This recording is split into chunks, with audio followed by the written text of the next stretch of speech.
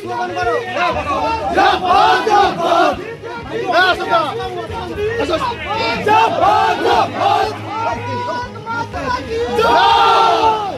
রবিবার শুভেন্দুর অগ্রিম জয়ের ভবিষ্যৎবাণী। আজ নন্দীগ্রামে সেই সোনাচূড়া সমবায় সমিতির নির্বাচন ঘিরে প্রচুর পুলিশি প্রহরা। মন কি বাত অনুষ্ঠানে এসেও জয়ের ব্যাপারে সুনিশ্চিত শুভেন্দু। 12টি আসনে জয়লাভ বিজেপির। আজ সোনাচূড়া সমবায় কৃষি উন্নয়ন সমিতির নির্বাচন ঘিরে কড়া পুলিশি প্রহরা নন্দীগ্রাম জুড়ে। মোট 12টি আসনে হবে নির্বাচনে বিজেপি তৃণমূল উভয় দলই 12টি আসনে প্রার্থী দিয়েছে।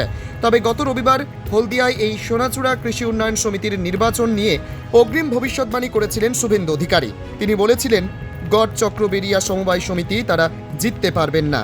বুধবার ভোটের ফল প্রকাশ হতে দেখা যায় শুভেন্দুর ভবিষ্যৎবাণী ঠিক। সেই অনুরূপ তিনি সোনাচূড়া নিয়েও ভবিষ্যৎবাণী করেছিলেন। আজ ফের প্রধানমন্ত্রীর মন কি বাত অনুষ্ঠানে এসে সোনাচূড়া সমবায় কৃষি উন্নয়ন সমিতির নির্বাচন তারা জিতবেন এমনটাই জানান শুভেন্দু অধিকারী। 12টি আসনেই জয়লাভ করে বিজেপি। দেখুন, হিন্দু যেখানে মেজরিটি আছে বিজেপি জিতেছে। গড় চক্রবেড়িয়ায় মুসলমান মেজরিটি ছিল, আমি আগেই বলেছি। হিন্দুরা আমাদের ভোট দিয়েছে, আমাদের হিন্দু সংখ্যা অনেক কম ছিল। 250 জন হিন্দু ভোট দিতে এসেছে, প্রায় সবাই বিজেপিকে দিয়েছে। বিজেপি তো লড়ে না, সমর্থিত, মানে প্রতীক থাকে না। আর ওখানে 375 মুসলমান ছিল, ছাপ্পাও মেরেছে, আর মুসলমান ভোট ওরা নিয়েছে। সোনাচূড়াতে হিন্দু ভোট বেশি, তাই রাষ্ট্রবাদীরা আশা করতেই পারে। প্রতীক থাকে না, আমরা বলি না কোথাও যে দল বিজেপি জিতেছে, আমরা বলি আমাদের সমর্থিত বা রাষ্ট্রবাদীরা জিতেছে, চোরেরা হেরেছে। গতকালও সাহেবনগর, সাতখণ্ড, খেজুরিতে সমবায় আমরা জিতেছি। এখনও পর্যন্ত পূর্ব মেদিনীপুর জেলাতে 53টা সমবায় সমিতি, যা সমবায় সমিতি তৈরি হওয়ার পর থেকে কখনো সিপিএমের হাতে কখনো তৃণমূলের হাতে ছিল, এই প্রথমবার সিপিএম এবং তৃণমূলকে বাদ দিয়ে বিজেপি পন্থীরা, রাষ্ট্রবাদীরা ক্ষমতা দখল করেছে, যার সদস্য সংখ্যা হলো 86,000 অংশীদার সদস্য এবং 90,000 এসএইচজি গ্রুপের মেয়ে। সম্পর্কযুক্ত ব্যক্তিবর্গ সমবায় যেখানে আছে সেখানে আমরা এবারে পেয়েছি 53টা সমিতি, প্রথমবার আমরা পেয়েছি। অর্থাৎ আরও বেশ কিছু জায়গায় জিতব, এবং যেখানে হিন্দুরা সংখ্যায় বেশি সেখানে ভোট নিয়ে ভাবার দরকার নেই। হিন্দুরা কেউ তৃণমূলকে ভোট দেবে না, খুব পরিষ্কার কথা।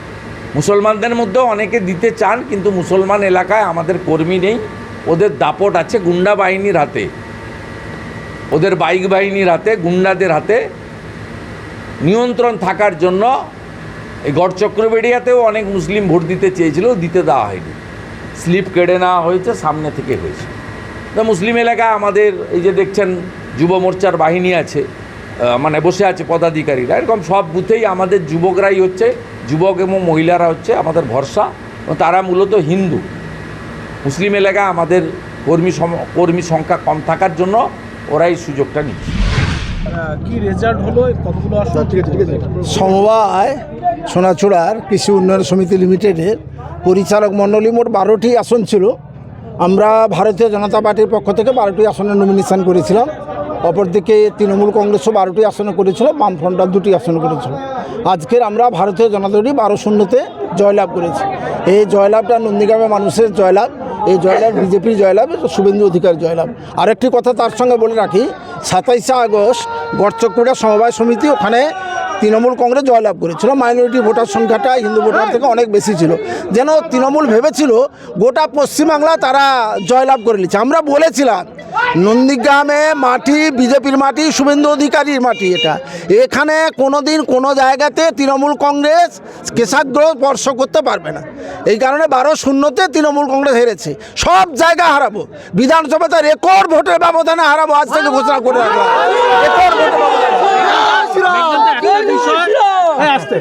সামান্য একটা সমবায় সমিতি নির্বাচন, যেখানে আসন, কিন্তু যেভাবে সকাল থেকে তৎপরতাটা দেখছি, এইটা নিয়ে কি? তৃণমূল কংগ্রেসে সব নেতাদের পাহারা দেওয়ার জন্য রাজ্যের যত পুলিশ ছিল, যেখানে রাজ্য সরকার তৃণমূল কংগ্রেসে নেতাদের পাহারা দেওয়ার জন্য পাঠিয়েছে।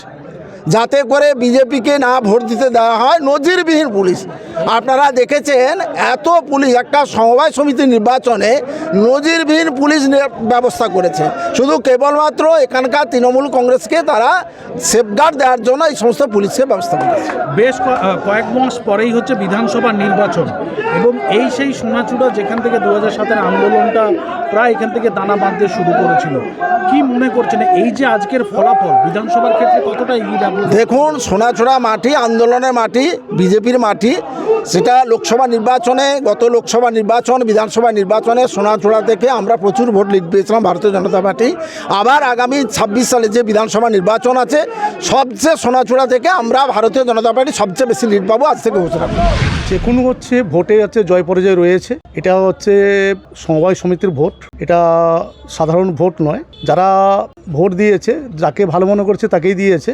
তবে আমরা আশাবাদী ছিলাম যে লড়াইটা হবে এবং আমরা জিতবো। তো আমরা দেখলাম যে হাড্ডাহাড্ডি লড়াই হয়েছে, কেউ কাউকে ছেড়ে কথা বলেনি।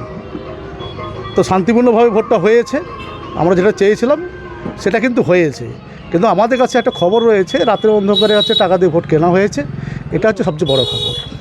বিজেপির তরফ থেকে একটা অভিযোগ করা হচ্ছে যে পুলিশ প্রশাসনকে দিয়ে শাসক দল আজকে ভোটটাকে কবজা করতে চেয়ে। তো শুধু সোনাচূড়া নয়, সমস্ত পশ্চিমবাংলা যত জায়গায় ভোট হচ্ছে পুলিশ প্রশাসন দিয়েই ভোট হচ্ছে। না না না, এটা হচ্ছে একদমই ভ্রান্ত ধারণা। এটা স্বাভাবিকভাবেই হচ্ছে পুলিশ প্রশাসন এসছে শান্তি শৃঙ্খলা বজায় রাখার জন্য। আমার নাম আবু। Bureau report, জজবাত 24 Bangla.